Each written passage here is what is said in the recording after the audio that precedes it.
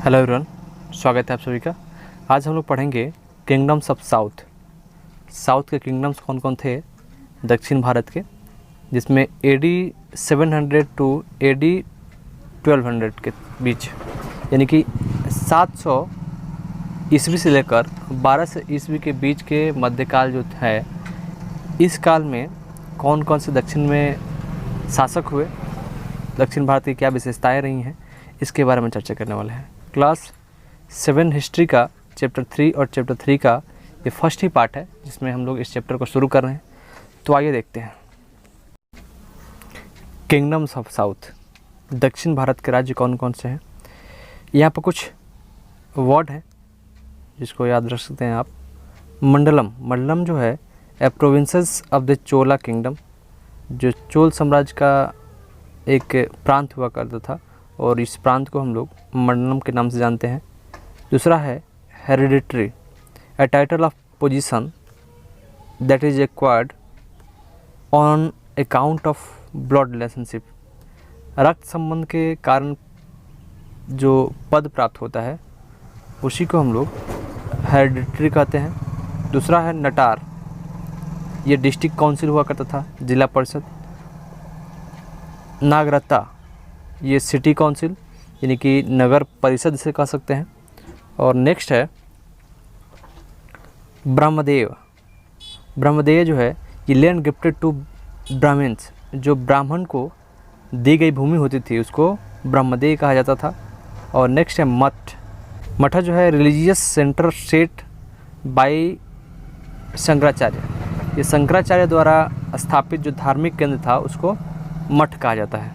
ठीक है, आगे बढ़ते हैं। आगे है during the medieval period a closer contact between the people of North and South India could be seen. मध्यकाल में दक्षिण और उत्तर भारत के बीच संपर्क स्थापित हुआ, लोगों के बीच संपर्क बढ़ा। This was made possible by two main developments, यह मुख्यतः दो कारणों से संभव हुआ। In the first place the rulers both in north and south India crossed by Vindhyachal mountain in order to expand their empires। इस बीच में उत्तर और दक्षिण भारत के जो राजा थे उन्होंने विंध्य पर्वत को क्रॉस किया, जिसकी वजह से संपर्क स्थापित हुआ। Secondly the teaching of Shankaracharya and other sant spread is every corner of India. Shankaracharya और उनके संतों ने जो टीचिंग था उसको फैलाया देश के कोने कोने तक। Early in the 9th century Shankaracharya choose 4 place as a centre for his teaching. 9वीं शताब्दी के आरंभ में, शुरुआत में शंकराचार्य ने 4 स्थानों को चुना जहाँ पे वो टीचिंग कर सके। Badrinath in the north, Sringeri in the south, Dwarka in the west and Puri in the west. यहाँ पे 4 स्थानों को चूज किया, इसको याद रखेंगे। ठीक है, नॉर्थ में बद्रीनाथ, साउथ में श्रृंगेरी, द्वारिका जो पश्चिम में, और पुरी ईस्ट में। ये 4 स्थान जो हैं यहाँ पर उन्होंने मठ की स्थापना की जहाँ पे टीचिंग किया जा सके। नेक्स्ट है the Deccan and the South India witness the rise of many kingdom. मध्य भारत के मध्यकाल के दौरान दक्कन और दक्षिण भारत में अनेक राज्यों का राइज हुआ, उदय हुआ। ठीक है, it is difficult to trace the history of all. अब सबका इतिहास जान पाना काफ़ी कठिन है। This kingdom is this chapter we shall make a brief mention to the Pallava and the process and then proceed to explain the rise of the Cholas.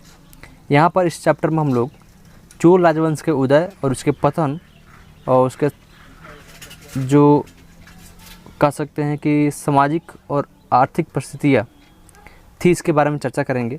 The Cholas dominated the political scene of South India for more than 2 centuries, जिन्होंने यानी चोल वंश ने लगभग 2 शताब्दियों तक दक्षिण भारत में एक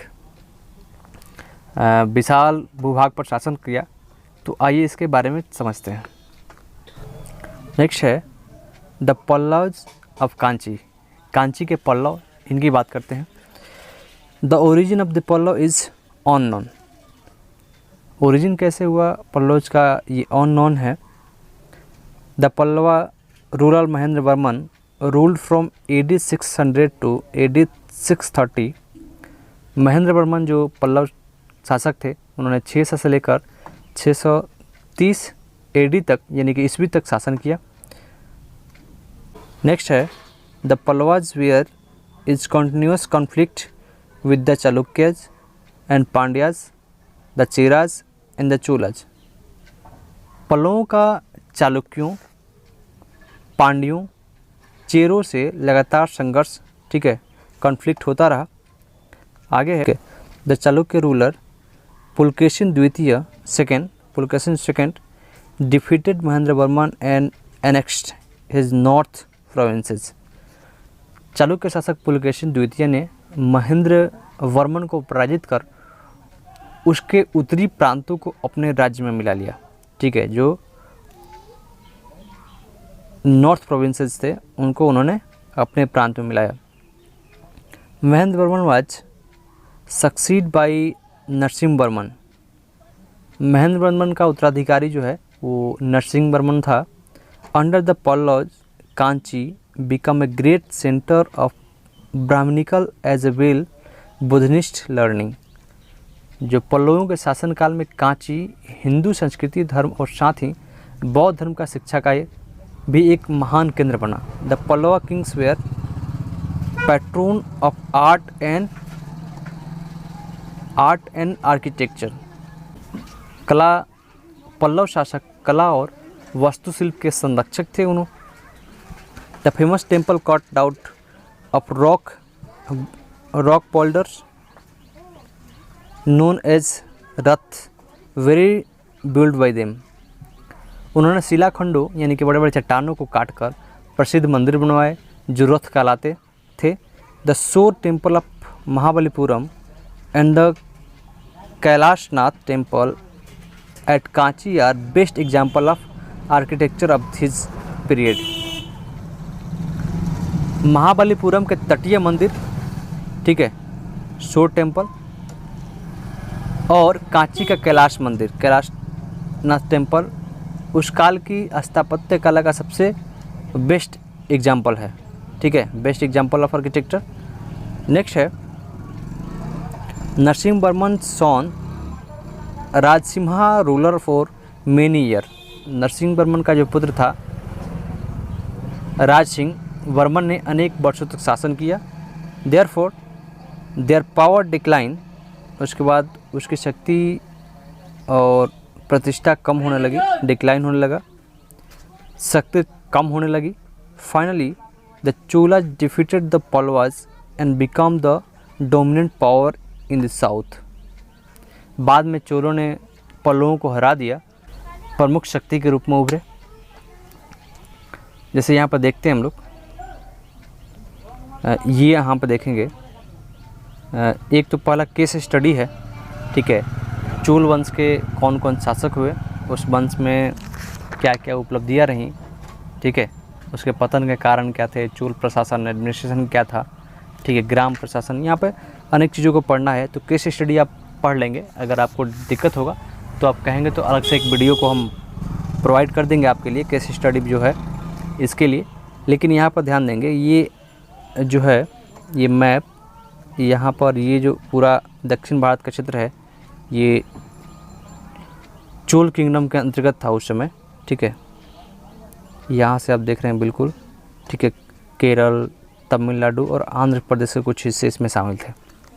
वर्तमान जो तमिलनाडु, आंध्र प्रदेश और केरल के हिस्से हैं कुछ इसमें सम्मिलित थे, यानी कि चोला किंगडम में।